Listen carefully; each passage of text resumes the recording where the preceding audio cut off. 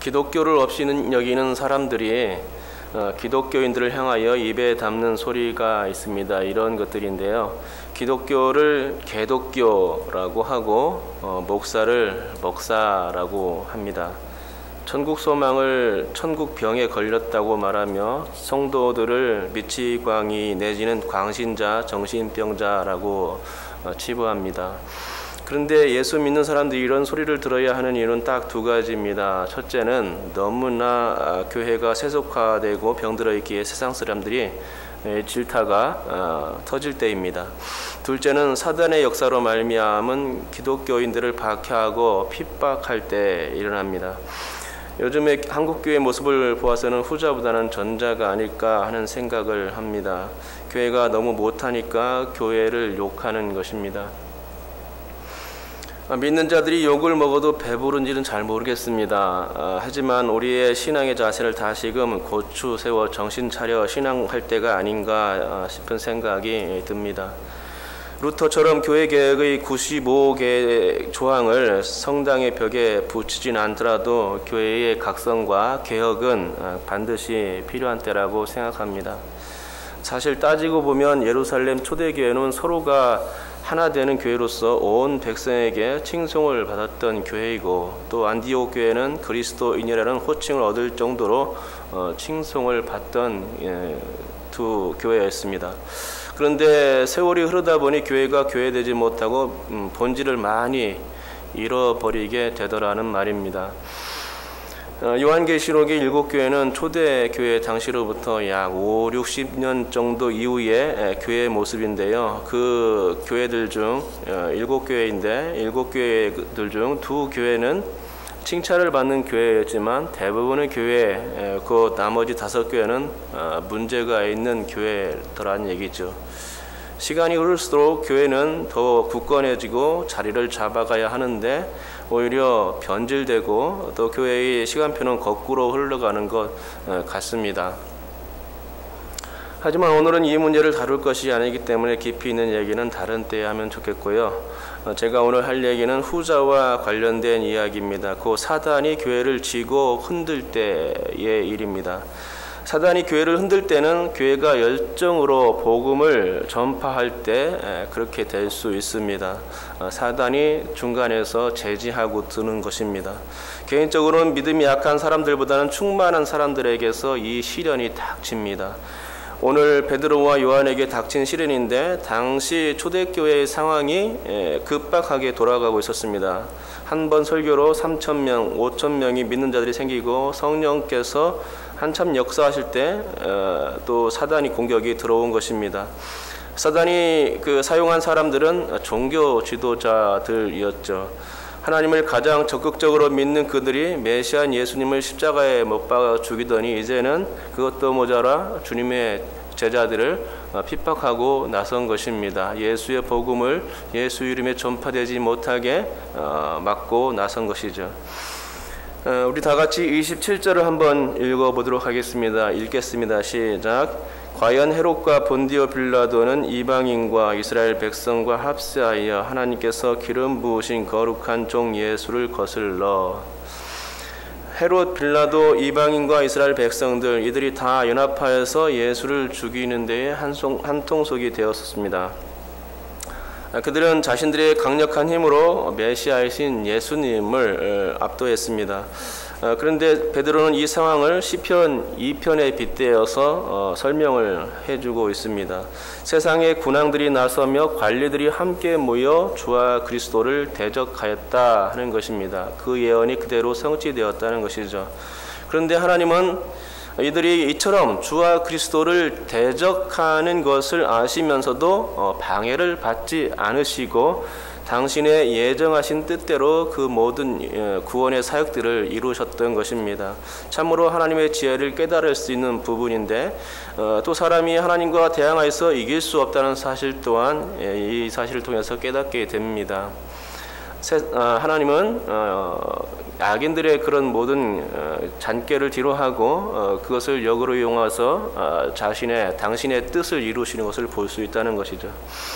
그렇습니다. 세상은 주님과 화목할 수 없습니다. 세상 사람들은 성도들과 친구일 수 없습니다. 믿지 않는 사람들은 언제든지 주와 그리스도를 대적하고 믿는 자들과 맞설 수 있다는 것입니다. 이것이 왜 그런가 하니 다 사단이 뒤에서 조종하기 때문입니다. 사람의 마음을 조종하여서 믿는 자들을 시기하는 것입니다. 사단은 세상을 이용하고 그 어느 순간 그들은 벌떼처럼 일어나 믿는 자들을 공격할 준비가 되어 있는 것입니다. 그러면 왜 공격합니까? 그것은 사단이 예수 이름이 전파되는 것을 매우 극도로 싫어하기 때문입니다. 예수님의 이름이 전파되는 곳마다 성령이 강하게 역사하는 이유는 바로 그 때문입니다. 왜냐하면 예수 이름이 전파되면 사단 또한 강력하게 일하기 때문입니다. 성령이 이기느냐 사단이 이기느냐의 한판 승부가 그때 벌어지는 것입니다.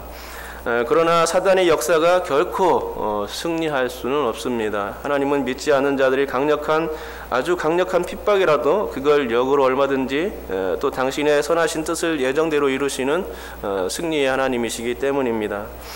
28절이 바로 그런 말씀입니다. 우리 다 같이 28절을 한번 읽어보겠습니다. 읽겠습니다. 하나님의 권능과 뜻대로 이루려고 예정하신 그것을 행하려고 이 성에 모였나이다. 이 말씀은 하나님이 악인들의 뜻을 역이용하여 당신의 예정하신 뜻을 이루신다는 얘기입니다. 초대교회 사람들이 이것을 알고 있었던 얘기죠.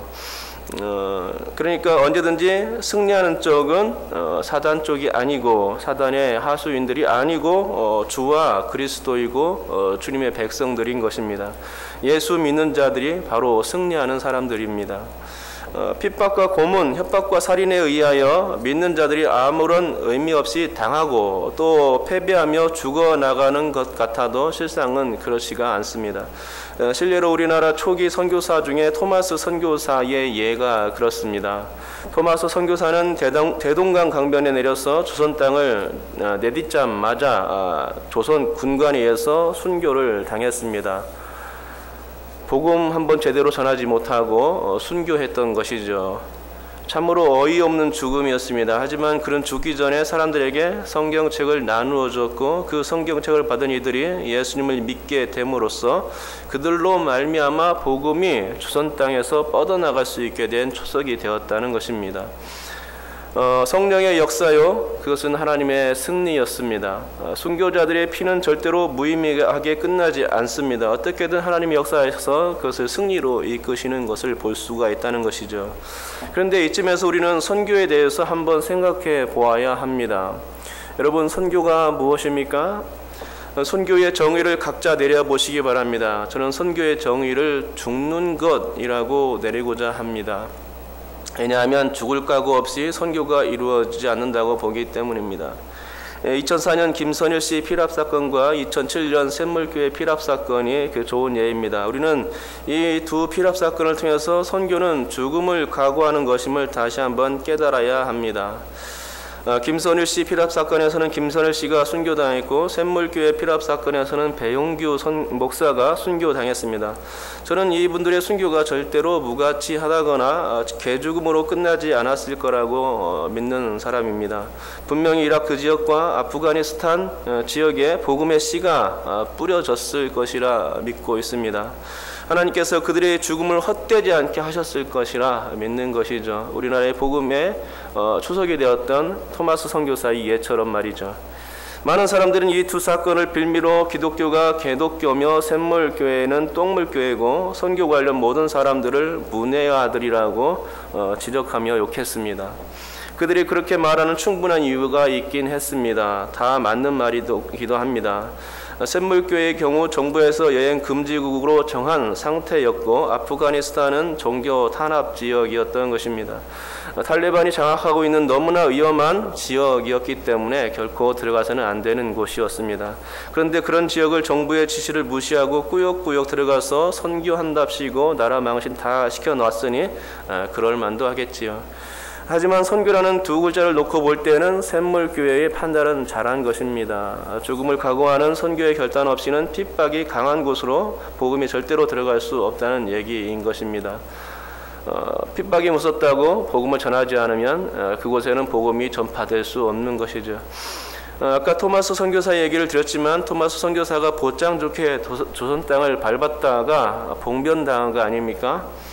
그랬으니 토마스 선교사는 비난받아야 마땅합니다. 이런 것입니다. 왜 바보같이 행했느냐? 선교를 지혜롭게 해야지 하는 거 아니냐? 왜 무턱대고 발을 들여놓아 일을 내느냐? 선교사를 보낸 선교 파송교회의 지시를 무시하고 왜 행동하느냐? 왜 덥석이를 내서 어렵게 만들었느냐? 사람들은 이와 같은 합리론을 끌어내면서 선교는 어떻고 저떻고 떠들어댈 것이 분명합니다. 하지만 그렇게 눈치 다 보면서 선교하다가는 선교고 뭐고 없다는 것입니다. 그것은 단지 선교 이론에 불과합니다. 이론은 진짜가 아니죠. 진짜는 목숨을 내걸어야 하고 그게 진짜 선교입니다. 그러기에 토마스 선교사에 의해서 박충건과 박영식이라는 사람이 예수를 믿고 복음이 조선 땅을 점령했음을 우리는 잊지 말아야 합니다. 사람들이 눈치 보지 않고 조선 땅을 밟은 토마스 선교사와 같은 분이 계셨기에 대한민국이 오늘날 예수 그리스도의 강국, 선교 강국이 될 수 있게 된 배경이 되었던 것이죠.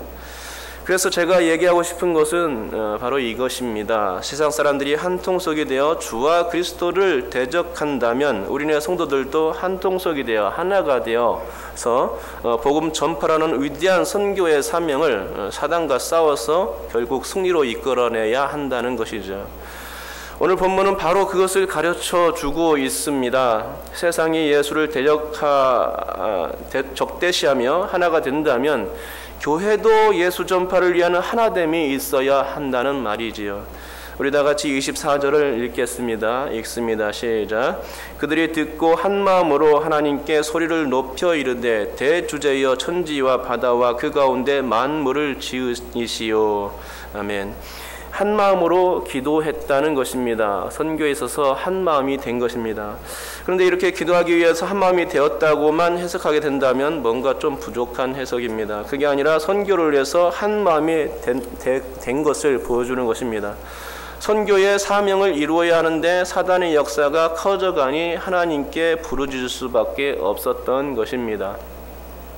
이 하나됨의 기도가 선교를 위한 단합의 기도였고 또 그 증거는 그들이 했던 기도 내용을 통해서 드러나게 됩니다. 29절과 30절을 우리 함께 더 읽겠습니다. 읽습니다. 시작. 주여 이제도 그들의 위협함을 구워 보시옵고 또 종들로 하여금 담대히 하나님의 말씀을 전하게 하여 주시오며 손을 내밀어 병을 낫게 하시옵고 표적과 기사가 거룩한 종 예수의 이름으로 이루어지게 하옵소서 하더라. 아멘. 여기에는 세 가지 기도가 제시되고 있습니다. 그 첫째는 주님께서 우리의 선교 상황을 살펴달라는 기도입니다. 선교가 두려워서가 아니라 어떻게든 선교는 해야 되겠는데 방해가 많으면 선교가 원활하게 이루어질 수 없기 때문입니다. 그래서 구한 내용이 첫 번째 기도 내용이죠. 선교 상황을 보살펴달라. 당연히 하나님의 도움이 필요한 것입니다. 둘째는 담대히 하나님의 말씀을 전하게 하여 달라는 것입니다. 또 셋째로는 표적과 기사가 거룩한 예수의 이름으로 이루어지게 해달라는 기도였습니다. 그럼 표적과 기사는 선교에 큰 힘이 되기 때문에 그렇게 구한 것입니다.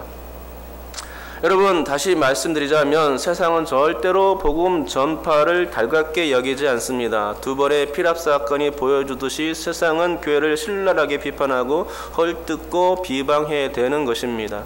너희들이 왜 하지 말라는데 꾸역꾸역하고 복음 전파를 하느냐 핀잔합니다. 그리고 막아댑니다. 이것은 합리적이고 지적이고 질서를 잘 지키는 사람들의 생각이니 그렇게 따르라는 것입니다. 그것이 세상의 생각이고 사탄의 생각인 것입니다. 하지만 이런 생각은 선교라는 견지에선 틀린 것이라 생각합니다. 왜냐하면 예수 이름이 전파될 때에 열방이 분노하고 족속들이 허사를 경영하게 하기 때문입니다. 세상의 군왕들이 나서며 관료들이 함께 모여 주와 그리스도를 대적하기 때문입니다. 그러면 세상에 의하여 이렇게 선교의 길이 막히려 할 때 어떻게 해야 하겠습니까? 천지의 대주제이신 하나님께 기도해야 하는 것입니다.